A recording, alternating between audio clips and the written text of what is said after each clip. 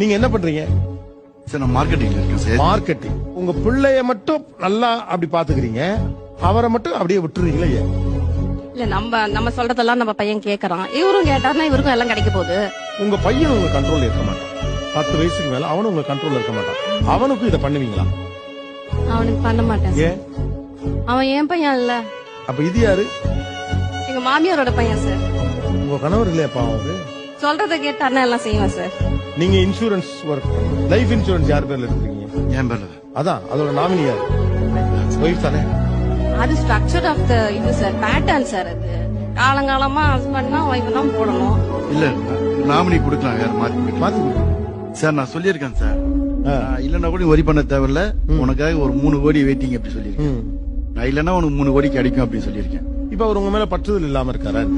நான் இல்லாத பிறகும் என் மனைவி சந்தோஷமா இருக்கணும், என் பிள்ளை சந்தோஷமா இருக்கணும், அதுக்கான வேலைகளை